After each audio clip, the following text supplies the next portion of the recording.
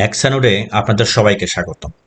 তো পূর্বের ভিডিওগুলোতে আমরা দেখেছিলাম ইনসার্ট মেনুর কাজ। আমরা আজকে দেখব ইনসার্ট মেনুর আরেকটি কাজ, ইকুয়েশন এবং সিম্বল। তো ইকুয়েশন কিভাবে আমরা ইনসার্ট করব তার আগে দেখে নিই ইকুয়েশনের কাজগুলো। ইকুয়েশন দিয়ে মূলত আমরা কি করে থাকি? আমরা মূলত ম্যাথমেটিক্যাল যে সূত্রগুলো আছে এবং বিভিন্ন ধরনের এক্সপ্রেশন যেগুলো আছে ম্যাথমেটিক্যাল, এগুলো আমরা কাজ করে থাকি। এবং সিম্বল হচ্ছে আপনার কিবোর্ডের মধ্যে নাই এরকম কোনো সিম্বল যদি আপনি ইনসার্ট করতে চান, তাহলে আপনি খুব সহজেই এখান থেকে ইনসার্ট করতে পারবেন। কিবোর্ডের মধ্যে অনেকগুলো আছে, কিন্তু আমরা সাধারণত এত খেটে খুঁটে না দেখে আমরা সিম্বলে সরাসরি চলে যাই এবং ইনসার্ট করে থাকি। তো আজকে শুরু করি ইকুয়েশন দিয়ে। ইকুয়েশন ইনসার্ট করার জন্য আপনি প্রথমে ইনসার্ট মেনুতে ক্লিক করবেন। তারপরে আপনার ডান পাশে দেখেন সরাসরি এখানে ইকুয়েশন লেখা আছে, এখানে ক্লিক করবেন। ক্লিক করার পরে আপনি আপনার পছন্দ মতো একটা ইকুয়েশন দিবেন। আমরা দেখি নিচের দিকে এই যে পিথাগোরিয়ান থিওরিম আছে, আপনি জাস্ট এখানে ক্লিক করলেন মনে করেন। ক্লিক করার পর এটা ইনসার্ট হয়ে যাবে। তো আপনি এখান থেকে চাইলে এই ভ্যালুগুলো আপনি চেঞ্জ করতে পারবেন এবং এই যে মানগুলো চেঞ্জ করতে পারবেন। যেমন আপনি যদি মনে করেন যে আপনার এ এর জায়গায় এক্স হবে, তাহলে আপনি এটাকে সিলেক্ট করে এক্স দিবেন। ঠিক আছে।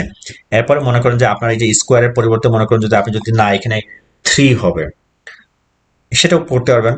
আবার আপনি যদি বিটাকে মনে করেন যে না আমার বি না, ভ্যালুটা হবে ওয়াই, আপনি ওয়াই দিবেন। এরপরে আপনার এটা ওয়াই স্কোয়ার থাক। তারপরে আপনি যদি মনে করেন যে না এটা সি না, এটা হচ্ছে ডি, তাহলে আপনি এখানে লিখে দিবেন ডি। ঠিক আছে। এভাবে আপনি চাইলে আপনার পছন্দ মতো আপনার সূত্র লিখতে পারবেন, ম্যাথমেটিক্যাল ইকুয়েশনগুলো আপনি ইনসার্ট করতে পারবেন এবং লিখতে পারবেন। আপনি চাইলে আবার এই ফন্টগুলো ছোট বড় করতে পারবেন। আপনি সিলেক্ট করবেন, সিলেক্ট করে এখান থেকে হোমে যাবেন, হোমে গিয়ে আপনার এই যে ফন্ট সাইজ যেটা আছে আপনি এখান থেকে বেছে নেবেন। ধরেন আমি 36 দিলাম, দেখেন আগের তুলনায় অনেকগুলো ছোট হয়ে গেছে। আমি যদি আবার 20 দিই, আরো ছোট হবে। তো এইভাবে আপনি আপনার পছন্দ মতো আপনার কাঙ্ক্ষিত ইকুয়েশন আপনি এখান থেকে ইনসার্ট করতে পারবেন।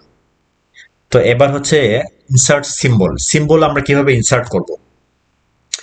তো সিম্বল ধরেন আমি এখানে ইনসার্ট মেনুতে গেলাম, যাওয়ার পর আপনার এই যে সিম্বল এখানে আছে, সিম্বলে ক্লিক করবেন। ক্লিক করার পর আপনি এখান থেকে যে কোনো সিম্বল ইনসার্ট করতে পারবেন।